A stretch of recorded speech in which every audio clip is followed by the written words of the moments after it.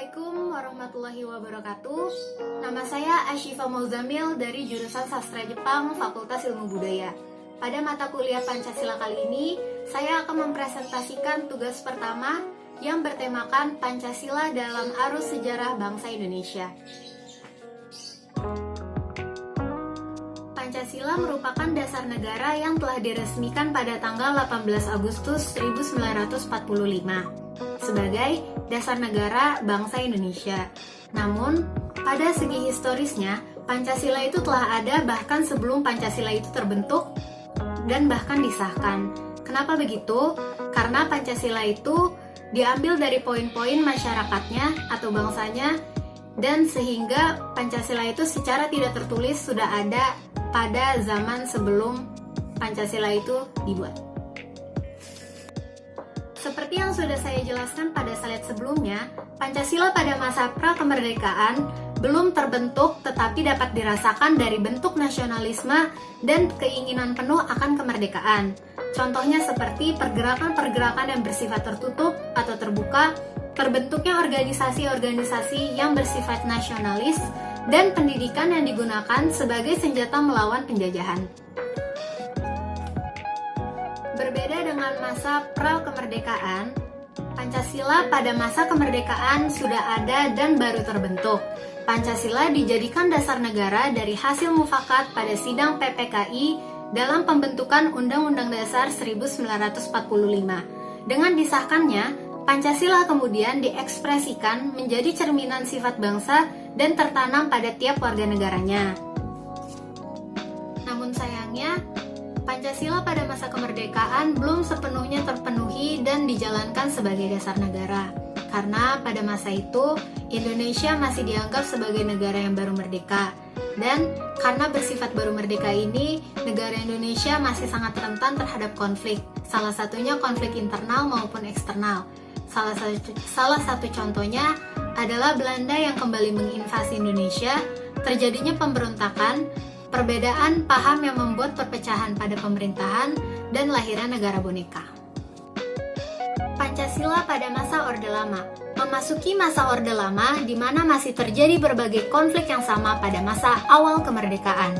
Pada masa ini, bentuk negara, kabinet menteri, hingga undang-undang dasar memiliki banyak perubahan sehingga keberadaan Pancasila menjadi terombang-ambing.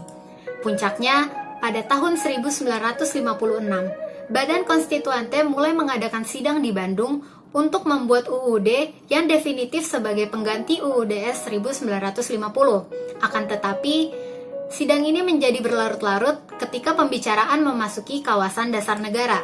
Sebagian anggota menghendaki Islam sebagai dasar negara, sementara sebagian yang lain tetap menghendaki Pancasila sebagai dasar negara. Karena tidak menyelesaikan masalah, maka hal ini diselesaikan lewat voting, tetapi selalu gagal mencapai putusan karena selalu tidak memenuhi syarat voting yang ditetapkan. Akibatnya, banyak anggota konstituante yang menyatakan tidak akan lagi menghadiri sidang. Keadaan ini memprihatinkan, sehingga Soekarno sebagai kepala negara akhirnya pada 5 Juli 1959, Presiden Soekarno mengambil langkah darurat dengan mengeluarkan dekret.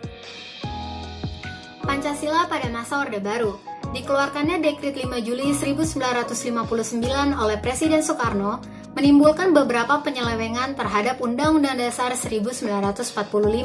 Antara lain, Soekarno diangkat sebagai presiden seumur hidup melalui TAP nomor 3 MPRS 1960. Selain itu, kekuasaan Presiden Soekarno berada di puncak piramida, yang artinya berada pada posisi tertinggi yang membawahi Ketua MPRS, Ketua DPR, dan Ketua DPA.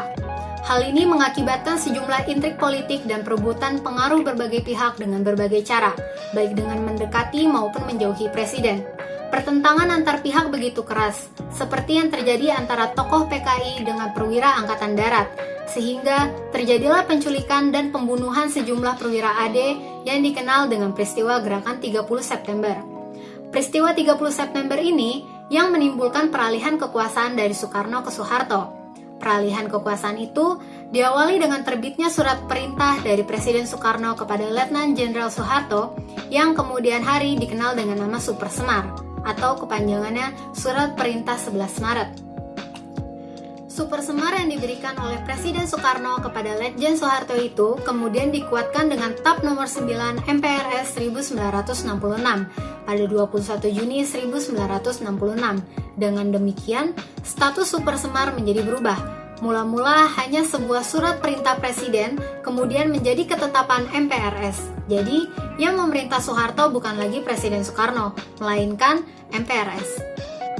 Bulan berikutnya, tepatnya 5 Juli 1966, MPRS mengeluarkan TAP nomor 18 MPRS 1966 yang isinya mencabut TAP nomor 3 MPRS 1960 tentang pengangkatan Soekarno sebagai presiden seumur hidup. Konsekuensinya, sejak saat itu Soekarno bukan lagi berstatus sebagai presiden seumur hidup. Pancasila pada masa reformasi. Demokratisasi mengalir dengan deras menyusul terjadinya reformasi di Indonesia.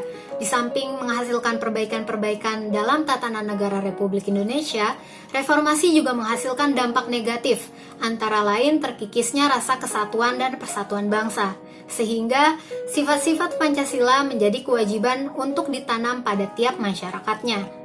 Pada masa ini, generasi bangsa diwajibkan untuk memiliki sifat Pancasila agar dapat bertahan di masa depan dengan segala konflik yang ada. Dengan begitu, keberlangsungan bangsa akan tetap terjamin dan sesuai dengan norma dan kebudayaan tanah air.